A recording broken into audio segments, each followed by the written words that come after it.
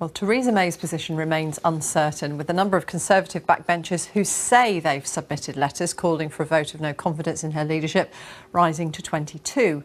If 48 letters are sent, that would trigger a vote. To discuss how this works, we're joined by Sir Anthony Seldon, political author and Vice-Chancellor of the University of Buckingham. Sir Anthony, thank you very much for joining us after what's been a fascinating week. I'm sure you'll agree. Tell us how the 1922 committee features in this confidence vote.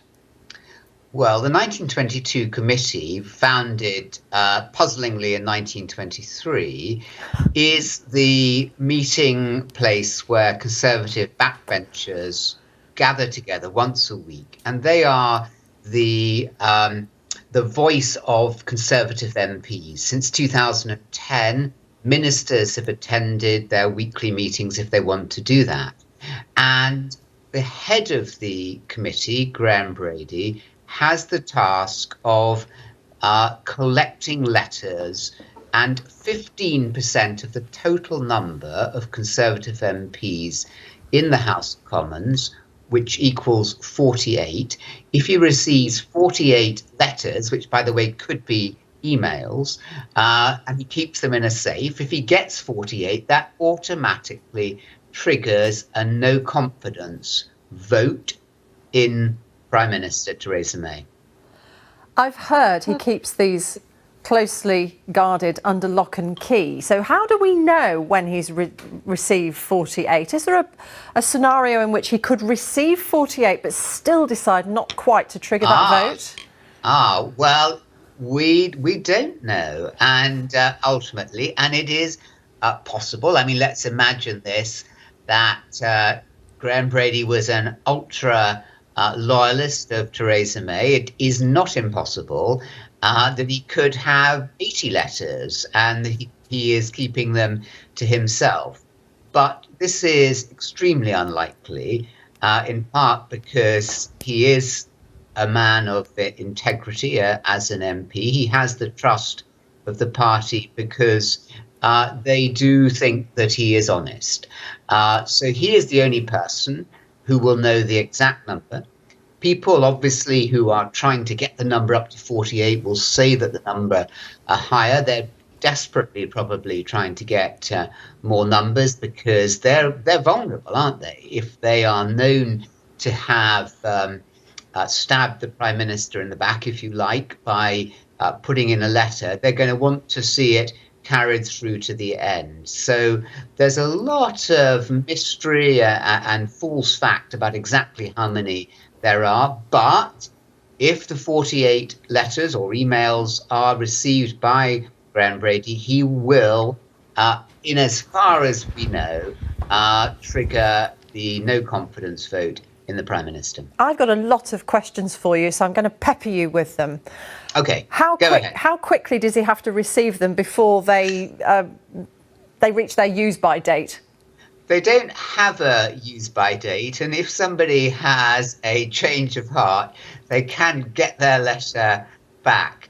So once you send in the letter, it is live for as long as that Prime Minister is under threat. So if Theresa May is super confident, what's to stop her sending a vote of no confidence letter in about herself to Graham Brady?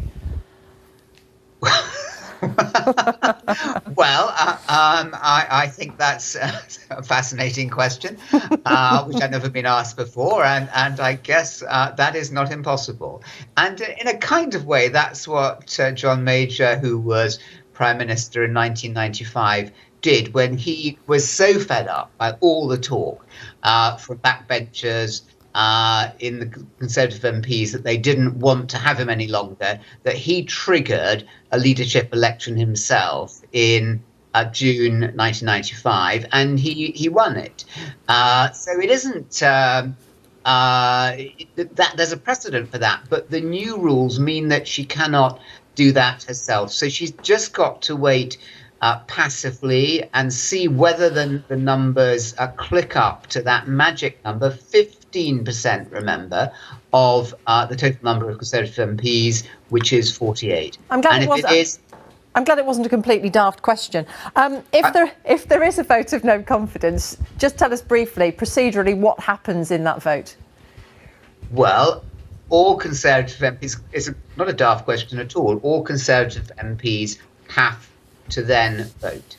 And the Prime Minister then has to get 50% to be safe, plus one, and that's 158. So she needs to get 158, exactly half the number of Conservative MPs to be safe, although some say, perhaps they wouldn't they, that if she only got, if 100 voted against her, so less than the number that was needed, that would damage her. And so if she gets less than 158 voting against her, then she is safe.